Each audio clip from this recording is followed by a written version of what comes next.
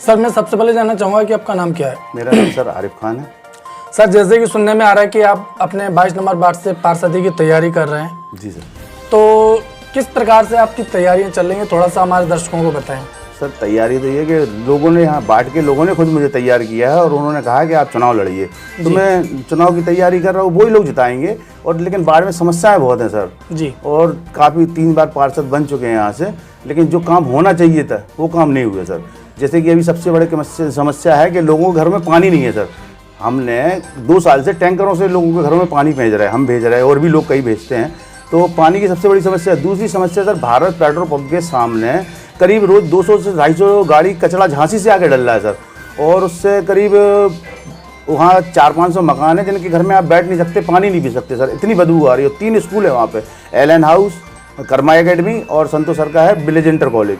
Sir ये तीनों स्कूलों में हज़ारों बच्चे पढ़ रहे हो, काफ़ी बदबू आ रही। मैंने कई पार्षदों से कहा, डीएम से कहा, सबसे कहा सर, उसमें कोई सुनवाई नहीं हो रही।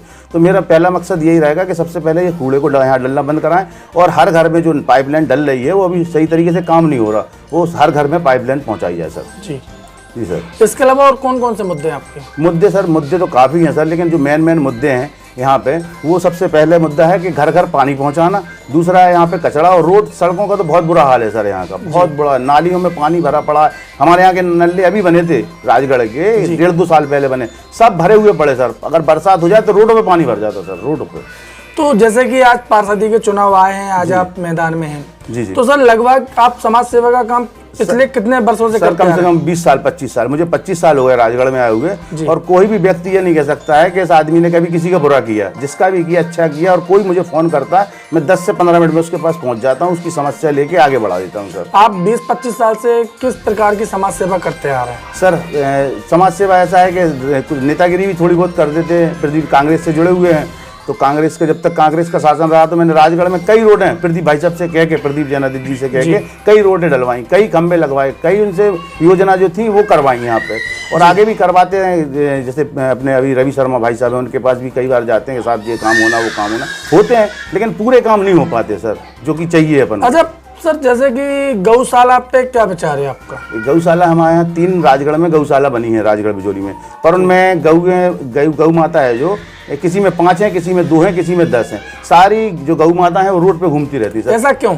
ऐसा सर, अब इसका तो यही हो सकता है कि सर अब ऊपर से नीचे तक सब, अब आप तो जानते हैं सर, क्यों किसी का नाम लें, लेकिन जिसका करोड़ों रुपए की लागत से बनी हुई है गौशाला, करोड़ों रुपए की लागत से, लेकिन जिस लिए बनाई गई थी वो मकसद पूरा नहीं हो रहा। उसमें भूसा है, खाने के लिए सारी व्यवस्थाएं, उसमें करीब 3-3, 4-4 कर्मचारी भी जिनको पूरी सैलरी मिल रही, पर काम कुछ नहीं कर रहे सर। अभी चलिए आप मेरे साथ गौशाला, अभी आपको दिखा देंगे सर। किसी में 2 गईयाँ हैं, किसी में 5 गईयाँ हैं, किसी में 10 गईयाँ हैं सर। अगर सर जैसे कि आप पार्षदी की जो तैयारी कर रहे हैं, जी सर, आप किस पार्टी से पार्षदी का चुनाव लड़ने जा रहे हैं? मेरा सर कांग्रेस से जुड़ाव है मेरा, और मैं कांग्रेसी से कोशिश करूंगा कि कांग्रेसी से मुझे टिकट मिले और कांग्रेसी से मैं चुनाव लड़ूंगा। अगर मतलब किसी कारणवश आपको कांग्रेस से टिकट नहीं मिल पाती है, फिर आपका तो क्या? सर पब्लिक जो तो क्या है कि ये राजगढ़ और बिजोली की जनता जो है वो कह रही है आप चाहे टिकट मिले या ना मिले, आप चुनाव लड़िए, मैं आपके साथ हूँ। मुझे पैसा खर्च करने की जरूरत नहीं है।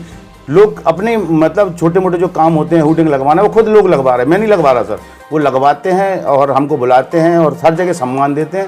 और ठीक है सर, पब्लिक बहुत चाहती है मुझे यहाँ। जैसे अगर आपको जनता ने आशीर्वाद दिया और आप पार्षद पद पर आते हैं, जी सर, तो सबसे पहला विकास की ओर क्या कदम होगा आपका? सबसे पहला विकास ये होगा सर, मेरी तरह से जो आप अपन कहते हैं ना कि आतंकवाद, तो मेरे मामा कहते हैं आतंकवाद 2 तरह का होता है। एक आतंकवाद होता है किसी को गोली मारना, एक आतंकवाद होता है कि पब्लिक की योजनाओं में से पैसा खाना, उसको अपन भिष्टा कहते हैं।